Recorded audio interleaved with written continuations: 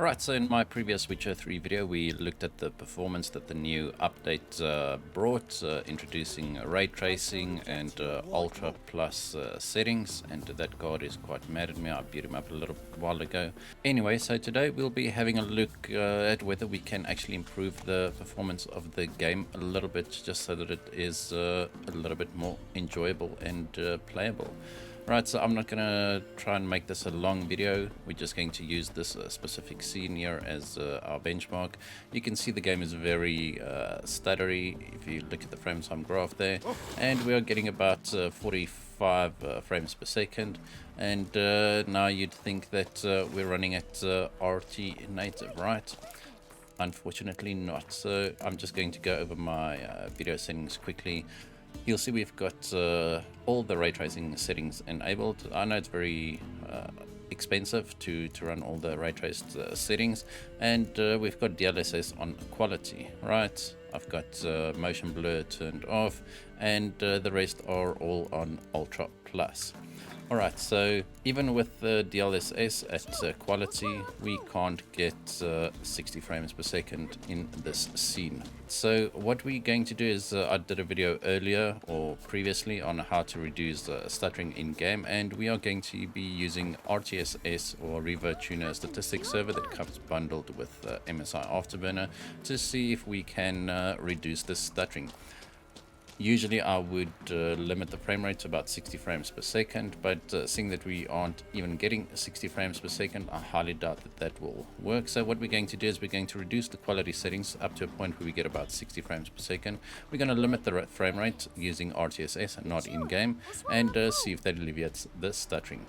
Right, so I'm going to leave ray tracing on and DLSS on quality, and what we're going to do is we're going to adjust the quality settings down here. So let's just put everything on low.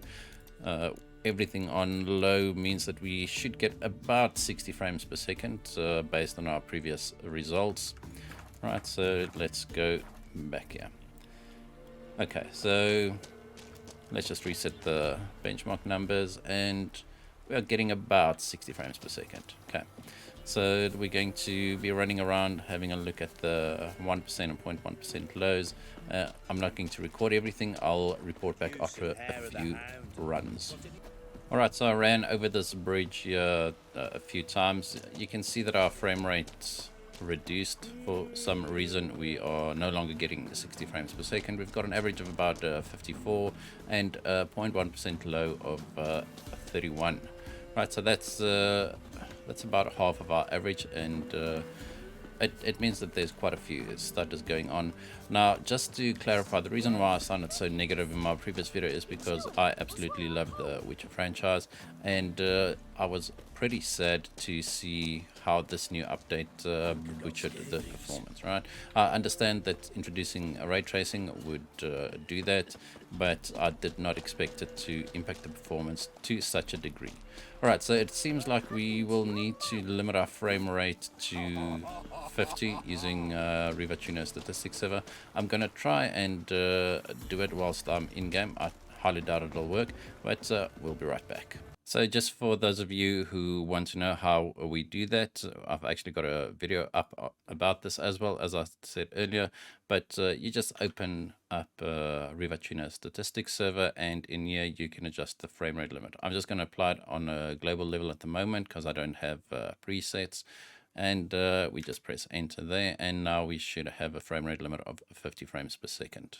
Right, so I had to just reload the game for the frame rate limit to take effect, and just to show you, we are still running at our previous settings. Ray tracing is on, and DLSS is set to quality, and the rest is exactly as it was. Right, so let's just reset the numbers here and start running across the bridge. And okay, so there was quite a big stutter there. We'll just give it a few runs across this bridge here just for everything to load back into memory and the shaders to compile if there's any. So I'll be right back. Right, so I ran across this bridge here about 10 times now, and apart from that one big stutter at the beginning, we actually did not see anything else. You can see that the frame time graph there at the bottom left hand corner is pretty smooth, right? So we've got an average of 50 frames per second, and our 1% low is also sitting at 50 frames per second. It's just the 0.1% low that took a bit of a hit with that big stutter, but even running around in heavily wooded areas, it seems to have resolved the issue.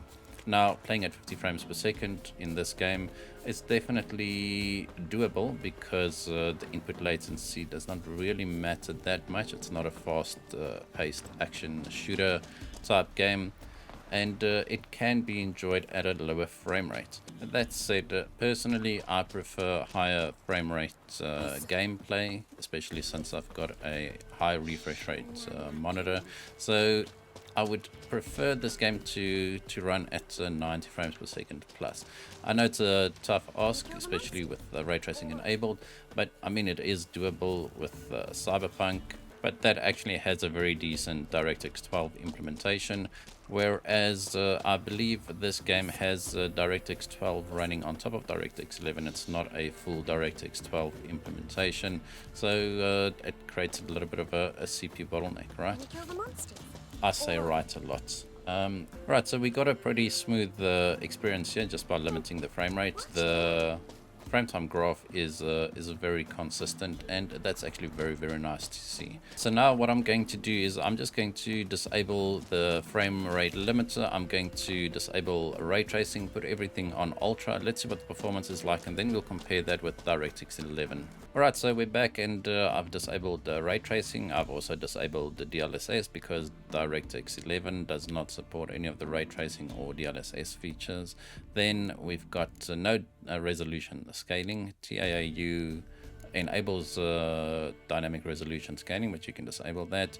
And the rest of the settings are all on ultra except for motion blur. That's just unnecessary. Right, so Ultra Plus and NVIDIA Hairworks is still on its maximum settings. We are still at the same bridge, and now we're just going to run across it again. I know this seems pretty boring, but it is just to be able to replicate the benchmark run consistently. And you can see we are hovering between, what is it, 75 and 95 frames per second with an average of about 86 frames per second. The 1% low and the 0.1% low numbers, they're okay, and the game actually looks pretty good.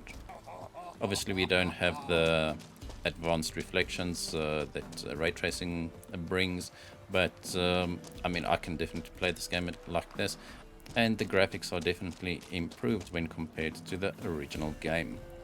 Alright, so we're just going to leave that there. We are sitting at 88 frames per second average, 1% low of 61 and a 0.1% low of 36. Now all I'm going to do is I'm going to leave exactly the same graphical settings, and we are just going to start the game in DirectX 11 mode.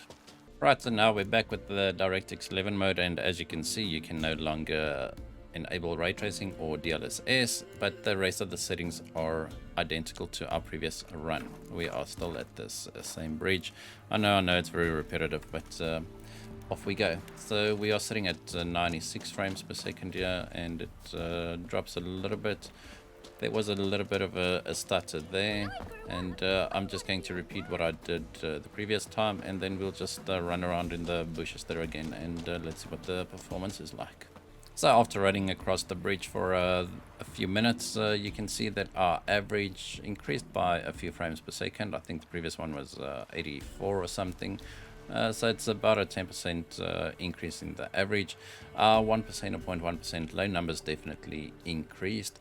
So here's my recommendation. If you want to play this game with ray tracing, I would suggest something like a 3090 Ti and upwards. If you don't play this game with any of the ray tracing features enabled, then just run it in DirectX 11 mode, because DirectX 12 seems to be a little bit broken at this point in time. The game looks good on Ultra Plus settings, even in DirectX 11 mode. And as I said, if you are not using ray tracing, you don't need the DirectX 12 feature sets. So there you have it. If you wanted the best experience at the moment, the best would be to run it in DirectX 11 mode, unless you've got a 4080 or a 4090, then you can definitely try and play it with ray tracing enabled. You can still see there are 0.1% low number dips a little bit here and there, but overall the gameplay is definitely a lot smoother. Alright, and that's it for this video. Hope you guys enjoyed it. If you did, hit that like button, hit that subscribe button, and as always, we hope to see you in the next one.